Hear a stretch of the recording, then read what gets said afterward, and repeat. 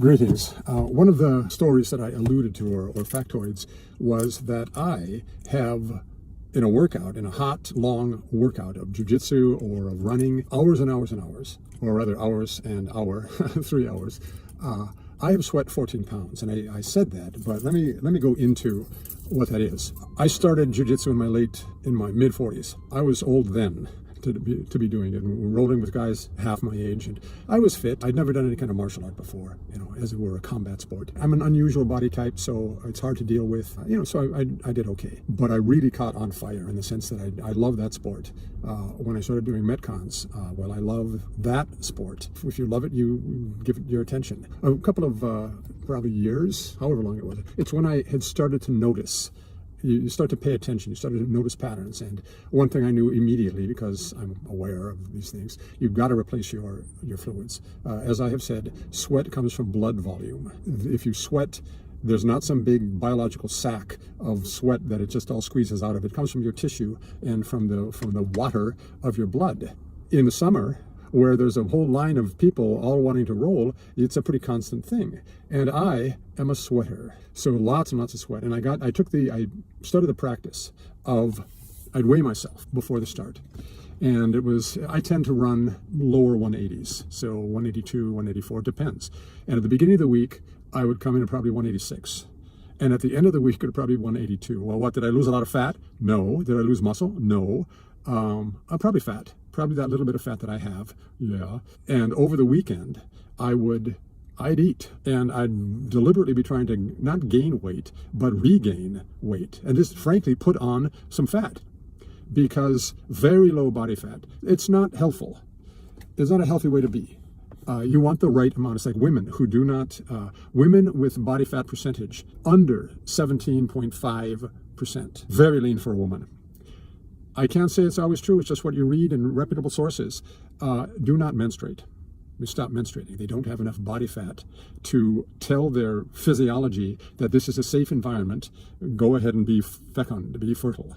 In an environment where a woman's body fat is less than 17.5%, this is not a safe place. So, in fact, I've had a few young women tell me that. It's like, not inappropriate, because that's kind of how I am. I'm guileless. I'll just say things the way they are, and people either get it or they don't. And if they want to be offended, we'll go in peace. Pax vobiscum. But if you appreciate the fact that I'm a little, not really, but a little bit almost autistic, and there are things that I just don't get. And then later it's pointed out to me, and I process that. It's not quite competent socialization when I was a kid.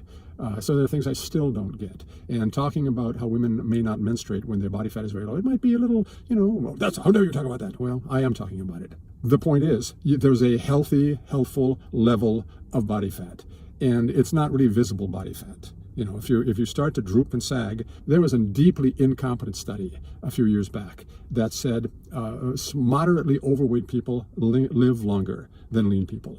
And that's so fantastic, and now we can just be fat, and it's amazing, and all those skinny people, they're just wrong. Bad study. Loosely speaking, the reason it was a bad study is they included in the study groups people who were sick, and they'd lost a lot of weight because they were sick. Some of those sicknesses were terminal. So they died. They included smokers, and smokers tend to be lean. And it's a real thing. Smoking inhibits appetite, and it just promotes leanness. Those old-time actresses, sometimes it was because they smoked so much. I'm talking about the amount of body fat you might have for some reason. I'd weigh myself, and I'd have to gain some weight back so that I was at my, as it were, fighting weight. Look, I competed back in the day. I'm going to tell you this. I'm not amazing. I'm not that guy who's so super amazing at jiu-jitsu. Not at all. But I am an unusual body type. This is one of those weird things about me. I don't remember if it was white belt or blue belt. I don't remember which I was. But I won the Mundials. I took double gold at the Mundials, the World Championship. And you've never heard of me as a jiu-jitsu guy, but I did that. Age category, and then it was the open. Surprised me.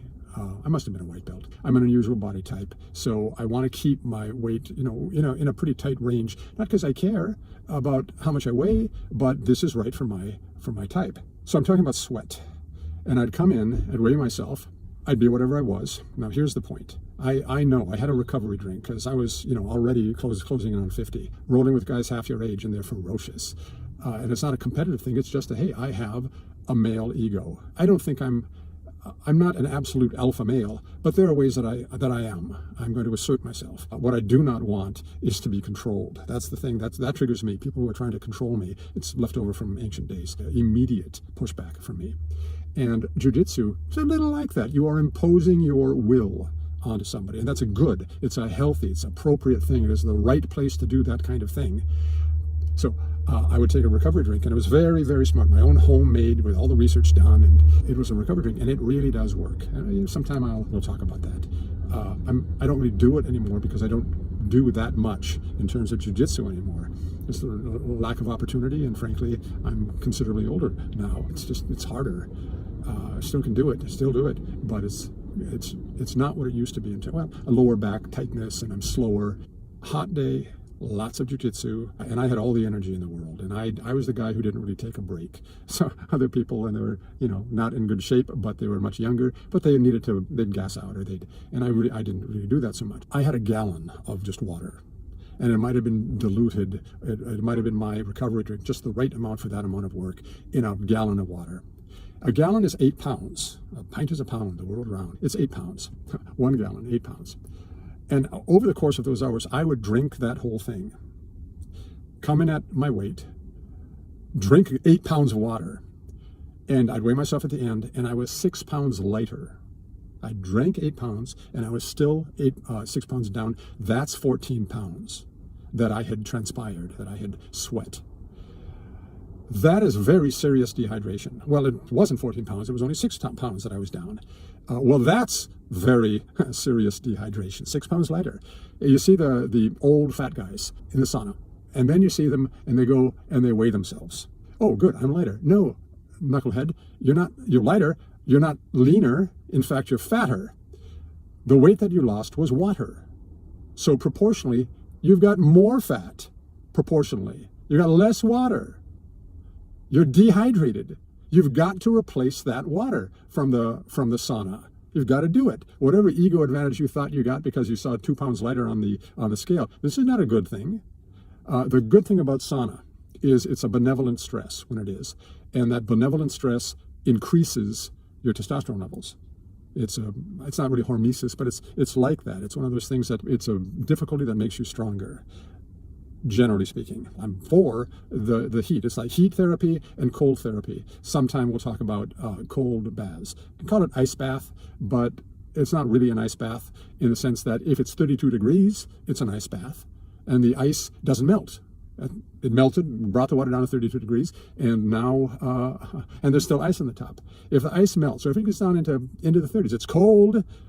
It's got ice in it, but it's not an ice bath. Now that's me being hyper precise. A cold bath in the 50s.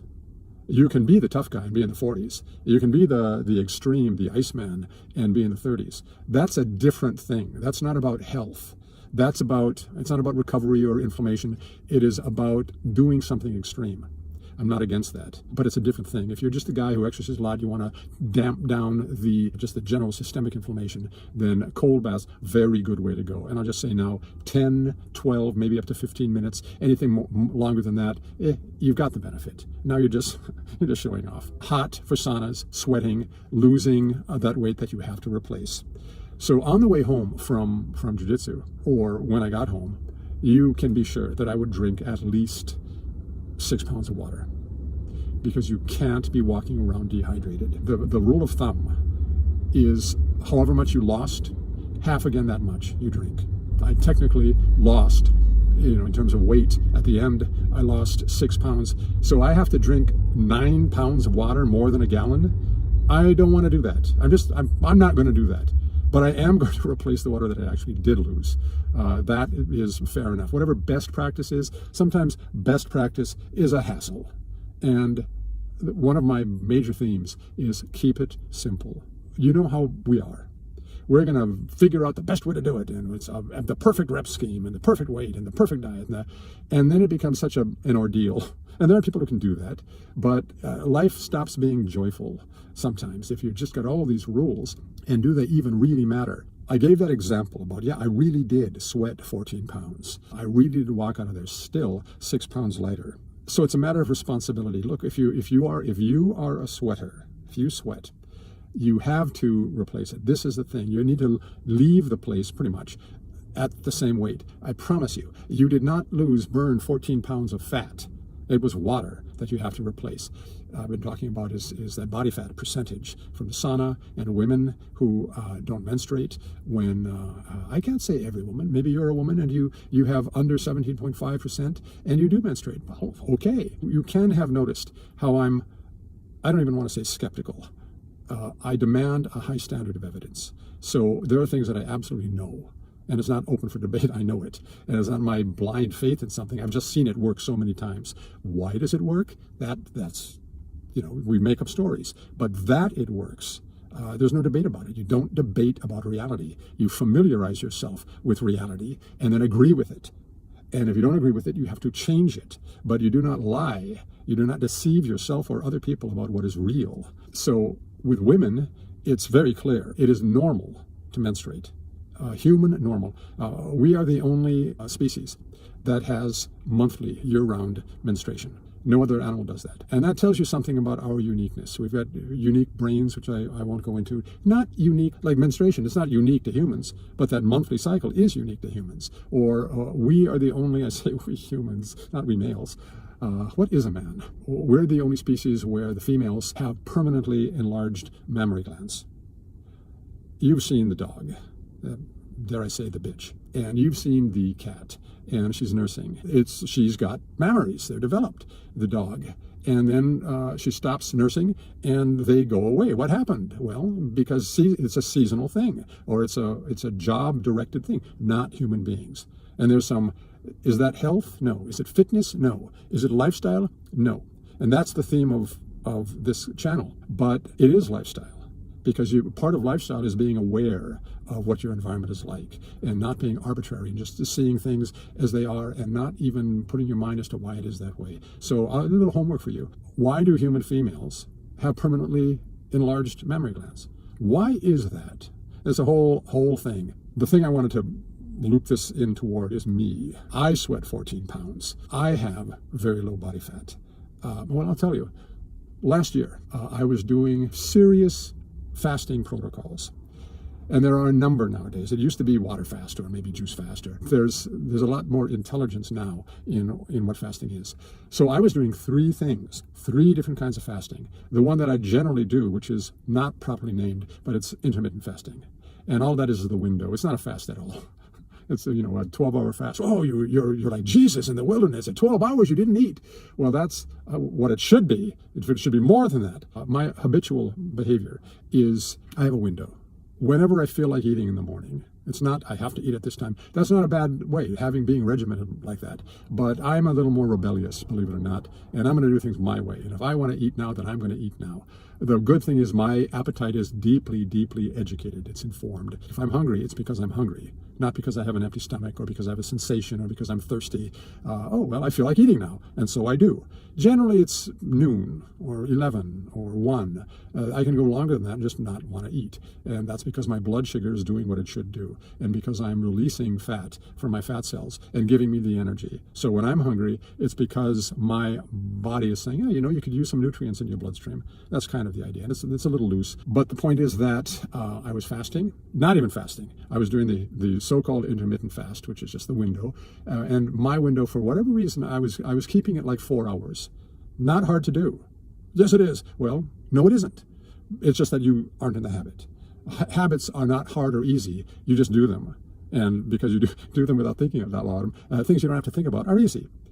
The other 2 things I was doing in terms of the fast was I'd have a liquid fast.